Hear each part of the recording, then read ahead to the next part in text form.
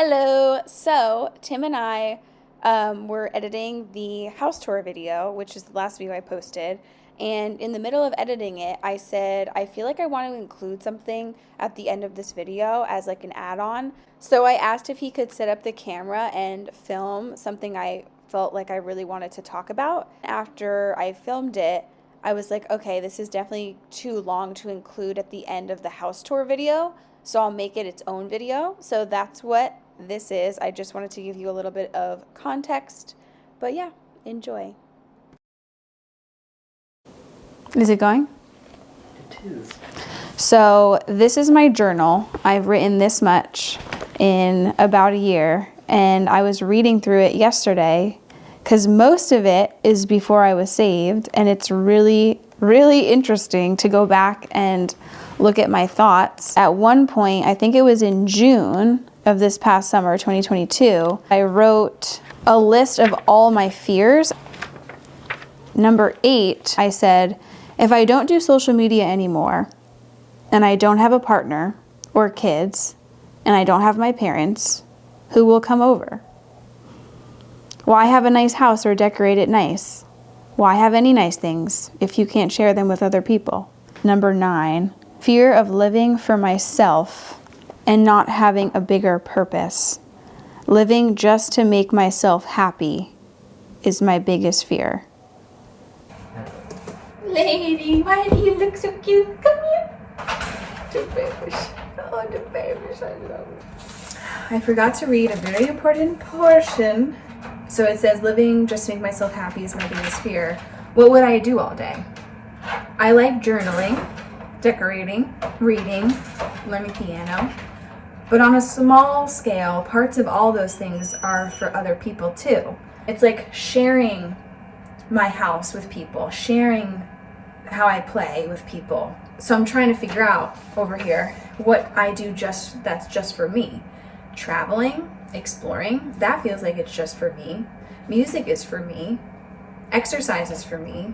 But like I noticed in the summer that I would have my day, like I would wake up in the morning, make my breakfast, sit out on the porch, watch the dogs play, look at the trees blowing, come in, get my work done, go pick up a few antiques, decorate the house, go to the gym, make dinner, and then I would come home and sit on the couch and like watch a show, and I would just look around and think, it's beautiful. My life is beautiful. I'm happy with it. And it ends there. It's a very shallow thing. Living for myself and not being selfless and helping people, doing things I don't like to serve others. Like just living to make myself happy and have beautiful things to look at. And everything's great and happy. There's just an emptiness in it. There's a joy in doing things for other people. There's a joy in serving others. There's a joy in serving the Lord.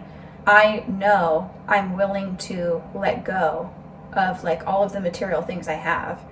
I don't need those things to be happy. I know that if something happened to me and I didn't look this way and I still had my relationship with God, that would be okay. But like if something happened and for some reason I didn't have a relationship with God, but I had like this house, and you get what I'm saying. It's really hard to imagine feeling this way when you're still on that ride. You're like, no, I'm gonna feel fully fulfilled once I get that house. Like, you don't know what you're talking about, Alana. It's like, I've been there.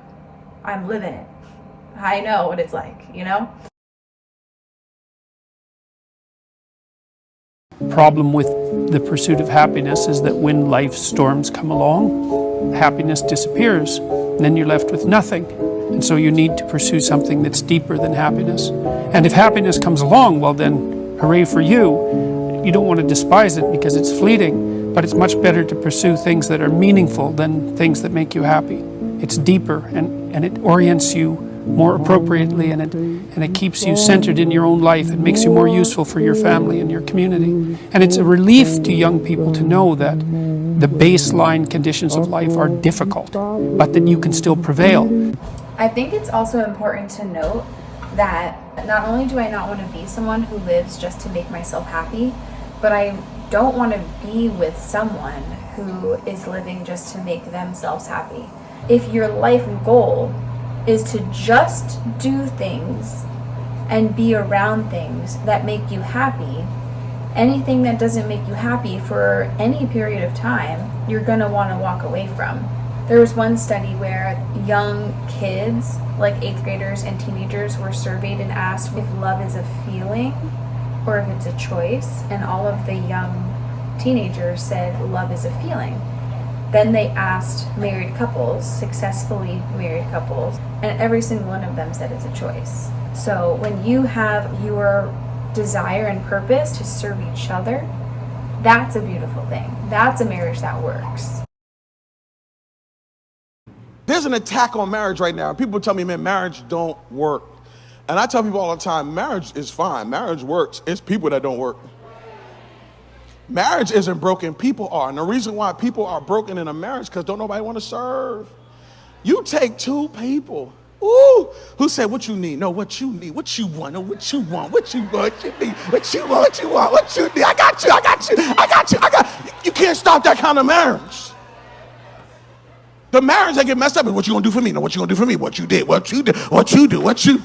October 8th, I just got back from lunch and I was sitting on my balcony and I said, when I got home and for the past few days, I've been accepting for the first time in my life what being alone is. No school I go to, no classmates to see every day, no parents to wake up in the same house as or come home to, siblings either. But most significantly, this is the first time in my life that I have no person, and the first time I am wanting to sit in that pain. I am alone physically and in my head for the first time. I'm where my feet are. I held Leroy and cried. I am focusing on what's around me. I'm no longer dreaming or living in a fantasy, and it's painful to accept real life right now.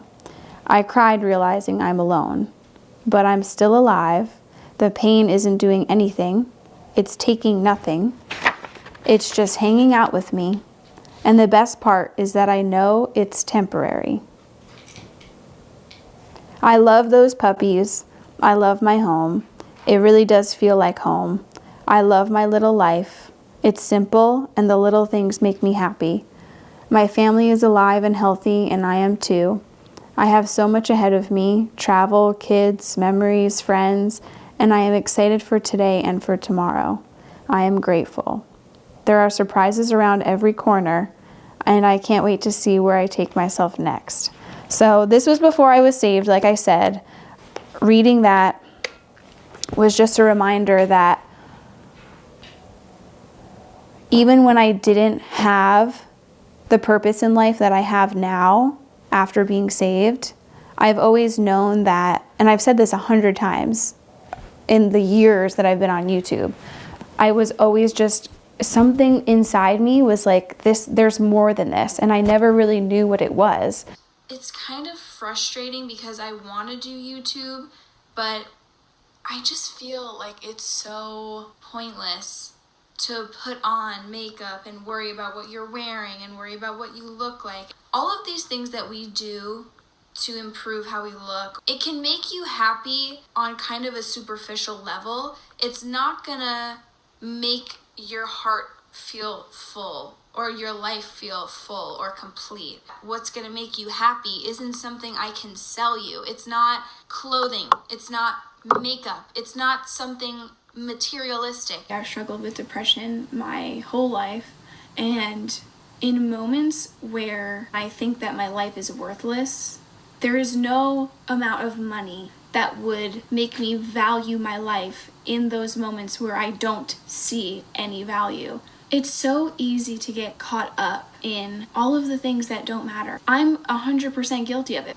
I have money. I'm not afraid to say that. I work very, very hard, and I have looks. I'm not stupid. I know that a huge part of why people watch me is because of what I look like. Having both of those things did not cure my depression. Do you think that if I lost someone in my life, that knowing I have money or knowing I have my looks or a certain amount of followers is gonna help me? I can look exactly how I want to look and feel beautiful in every way. I can have a house and fill it with a million different things that make me happy. I can have all the animals that I want, money, stability, a career, everything. And I always felt like there was an emptiness in all of those things. And I kind of put off filming this house video because thinking about filming it didn't make me feel excited the way the last video made me excited. I love decorating my house. It's like a hobby that I have for myself, and I think it's really fun to show it, and I do want to keep showing stuff like this, showing my life and showing the things that are going on. But I think it's really important to tie in deeper messages to videos like this. We always are chasing something. Your mindset is all about that one thing that's going to make you happy. Oh my gosh, I'm trying to buy a house. I cannot wait for it. I live, eat, breathe, sleep this house. I live, breathe, eat, sleep getting this ring. I live, breathe, eat, sleep planning my wedding, getting married. And it's like we're always chasing a different thing. The thing that was going to make you happy when you were 5 years old, when you saw a commercial for a toy and you lived, breathed, eat, slept that toy, and that's all you could think about, and you're like, if I just had that toy, I would be so happy. That's not the same thing that's going to make you happy now. You're not rooting your happiness in anything that is stable because you're constantly changing. Your mind is constantly changing of what you want and what's going to make you happy. Unless it's rooted in something real and true and stable that's deeper than just you serving yourself. I have experienced firsthand that you're never going to be fulfilled. It was only until I started having a relationship with God that I have felt truly fulfilled. And I wanted to share that because I feel like I have, in a humble way, I have a lot of things that people are chasing, or I've had them at one point, and none of them fulfill you. There was a message in church today from Luke 19.